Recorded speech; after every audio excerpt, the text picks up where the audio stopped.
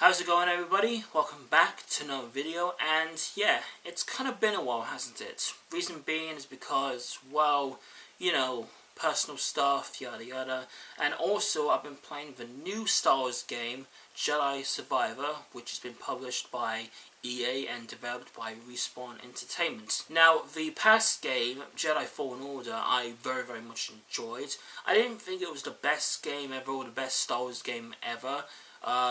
But overall, I think it was pretty damn solid. It had a decent story, good characters, fun but challenging gameplay, and I was excited to what comes next in terms of a sequel and, you know, all the above. Fast forward to now, we have Jedi Survivor, and I've been playing it twice. Once on New Game, of course, and the other on New Game Plus, which I just recently finished.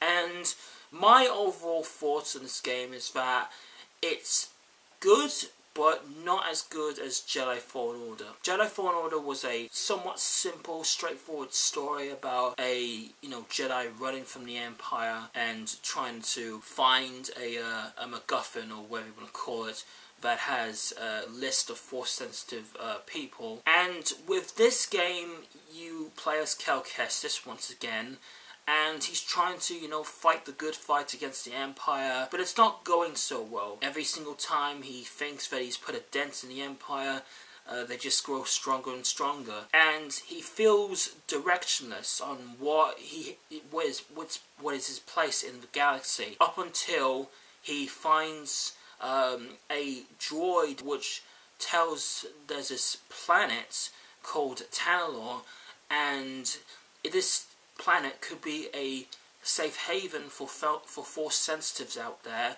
and for people who are, pretty much just running away from the Empire. In terms of the story, I mean, it's okay.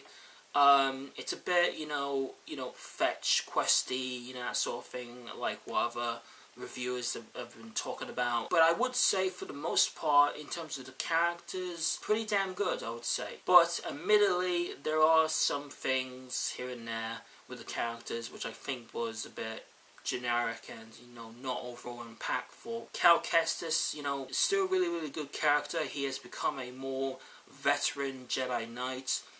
Sia has made herself into the role of what I assume is what a Jedi monk would look like.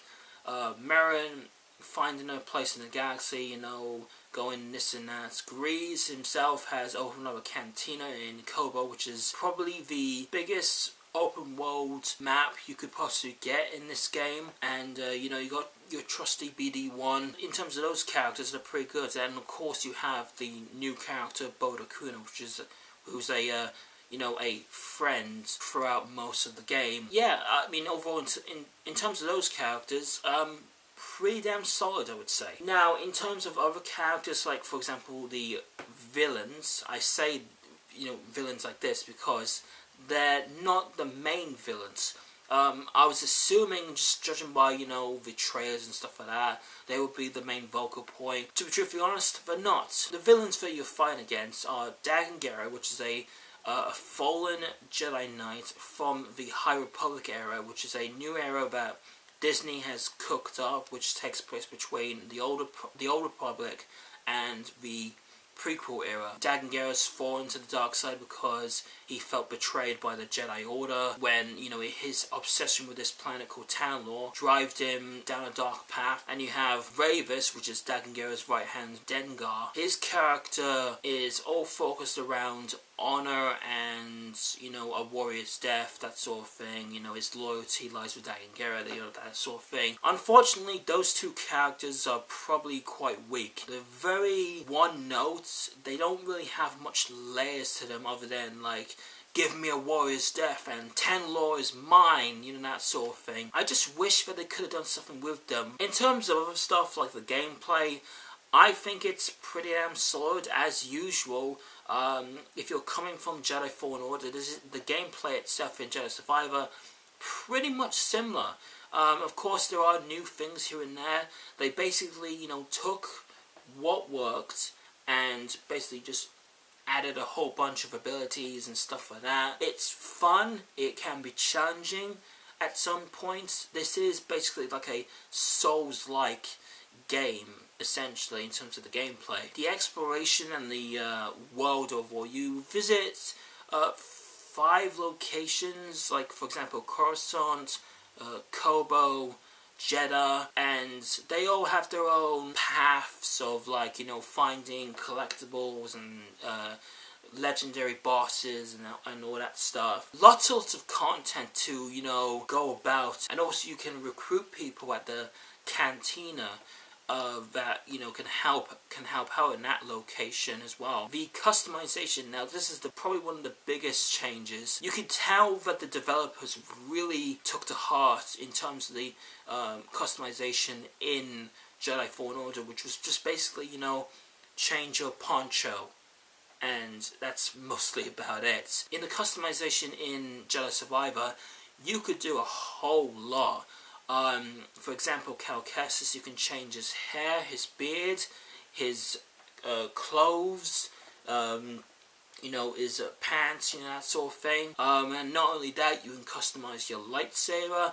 It's relatively the same thing. You know, you can change your emitter, your grip, etc. But also, you can also change, you know, how clean you want your lightsaber. The color variations are insane, and that goes the same with BD1. You can change his components, his color, and also the new addition, the blaster, you can also change stuff like that as well. You can make your Cal Kestis or your lightsaber blaster whatever you want it to look like, and it's pretty damn awesome. And lastly, I want to talk about the stances, which are basically the different lightsabers you can have. There are 5 in total, and you have the single-bladed lightsaber, the double-bladed lightsaber, the dual lightsaber, the single-bladed lightsaber with the blaster, and also finally the CrossGuard lightsaber. My overall pick, in terms of what felt right for me, was the double-bladed lightsaber and the single-bladed lightsaber with the blaster. The rest, in terms of the, you know, the normal single-bladed lightsaber, is fine. But if you're talking about the CrossGuard lightsaber, I mean, it does a lot of damage, but unfortunately, its swings are very, you know, slow. You gotta time it right, and it gets a bit annoying when you have multiple enemies going around trying to, you know, essentially kill you. Overall, guys, Jedi Survivor is not the step up from Jedi Fallen Order, which I thought it would be, but nonetheless, it is a pretty good, solid game. And in terms of a rating, I would give it possibly a 7.5 out of 10. Would I recommend it? Yes, you should get it. It's a whole lot of fun, a lot of cool customization, fun gameplay, good characters, etc. And yeah, that's my review, guys, for Jedi Survivor. Tell me what you think about it in the comments down below, and I will see you guys in the next video.